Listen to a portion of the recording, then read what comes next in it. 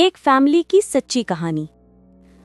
अस्सलामुअलैकुम दोस्तों, ये कहानी हमें रमशा ने कराची से भेजी है।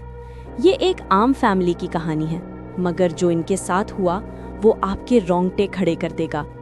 अगर आपके पास भी ऐसी ही कोई कहानी हो तो हमें भी ज़रूर भेजें। रमशा अपने शौहर, 2 बच्चों और सास के साथ कराची के इलाके गुलशन हदीद में एक नया घर खरीद कर शिफ्ट हुई। घर बज़ाहिर बिल्कुल ठीक लग रहा था, मगर पड़ोसियों ने आते ही कहा, यही वो मकान है जहां पिछले मालिक के साथ अजीब वाकयात होते थे। रमशा ने बात को मजाक में उड़ा दिया, मगर पहली ही रात से अजीब आवाजें आने लगी।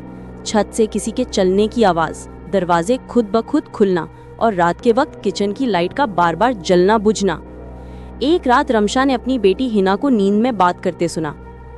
अम्मी, वो आंटी कमरे में खड़ी हैं, कह रही हैं मैं यहाँ से ना जाऊं। रमशा के औसान खता हो गए। वो दौड़कर कमरे में गई, लेकिन वहां कोई नहीं था। सिर्फ एक सर्द हवा का झोंका और अतर जैसी खुशबू थी। सास ने कहा, बेटा, ये घर पहले भी एक फैमिली के पास था। उनकी बेटी पर कुछ साया हो गया था। रिमशा कई दिनों से परेशान थी। हर रात कुछ ना कुछ अजीब होता। कभी बर्तन गिरने की आवाजें, कभी किसी के चलने की चाप और कभी किसी औरत के हंसने की मध्यम सी आवाज। एक दिन जब उसका शौहर आदिल दफ्तर से वापस आया, रिमशा रोती हुई उसके सामने आ गई। उसने कांपती हुई आवाज में कहा, आदिल, ये घर ठीक नहीं है, कोई चीज हमारे साथ है। आदिल ने पहले तो तसल्ली दी, मगर जब रात के वक्त खुद उसने कमरे का दरवाजा खुद ब खुद बंद होते देखा तो उसके कदमों तले जमीन निकल गई। अगले सुबह उसने फैसला किया कि वो किसी आलिम दीन को घर बुलाएगा। दोपहर के वक्त मौलाना कारी फाहद साहब घर पहुंचे। चेहरे पर नूर, हाथ में तस्बीह और लबों पर दुरूद शरीफ। जैसे ही वो घर में दाखिल हुए, रमशा ने महसूस किया कि फिजा अचानक भारी हो गई है। मौलाना साहब ने बिस्मिल्लाह पढ़कर कुरान खोला और फरमाया, बेटी, घबराना नहीं, जो भी यहाँ है इंशाअल्लाह आज चला जाएगा। उन्होंने घर के सहन में बैठकर सूरे अल बकरा पढ़ना शुरू की। शुरू के चंद मिनटों तक सब ठीक था, लेकिन जैसे ही वो आयतल कुर्सी पर पहुंचे, ऊपर वाली मंजिल से किसी के दौड़ने की आवाज आई। रमशा की सास घबराकर बोली, कोई है ऊपर? आदिल दौड़ा, मगर ऊपर कोई नहीं था। सिर्फ एक पुरानी तस्वीर दीवार से गिरी हुई थी, जिसमें किसी अजनबी औरत का चेहरा धुंधला सा दिख रहा था। उसी लम्हे कमरे की खिड़कियां खुद ब खुद जोर से बंद हो गईं।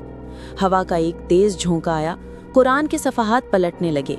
मौलाना साहब ने बुलंद आवाज में कहा, अल्लाह के हुक्म से चले जाओ, ये घर तुम्हारा नहीं। उनकी तस्बीह 2 टुकड़ों में टूट गई। एक लम्हे के लिए ऐसा लगा जैसे दीवारों से कोई भारी सांसें ले रहा हो। रमशा की आंखों से आंसू बहने लगे और बच्चे डरकर अपनी माँ से लपट गए। उन्होंने एक तावीज़ दिया और कहा कि रोज मगरिब के वक्त घर में सूरत अल बकरा की तिलावत की जाए। चंद दिन सब कुछ ठीक रहा, मगर एक रात रमशा के शौहर को ख्वाब में एक औरत दिखाई दी। सफेद लिबास, लंबे बाल और आंखों में लाल रोशनी। वो कह रही थी, ये मेरा घर है, तुम सब यहाँ नहीं रह सकते। अगली सुबह दीवार पर खून जैसे निशान बने हुए थे। सास बेहोश हो गई, बच्चे चीखने लगे। मौलाना साहब ने दोबारा आकर दम किया। कई दिनों की मेहनत के बाद वो साया खत्म हुआ। रमशा की फैमिली ने वो मकान बेच दिया और दूसरी जगह शिफ्ट हो गई। लेकिन आज भी जब वो गुजरे हुए घर के सामने से गुजरते हैं तो ऐसा लगता है जैसे कोई पर्दे के पीछे से देख रहा हो। अगर आपको ये कहानी पसंद आई हो तो वीडियो को लाइक करें, चैनल भूत महल को सब्सक्राइब करें और अपने दोस्तों के साथ शेयर करना ना भूलें। नीचे कमेंट्स में जरूर बताएं कि आपको कहानी की कौन सी बात सबसे ज्यादा डरावनी लगी। और अगर आपके पास भी कोई सच्ची या खौफनाक कहानी है तो हमें ईमेल के जरिए भेज सकती हैं।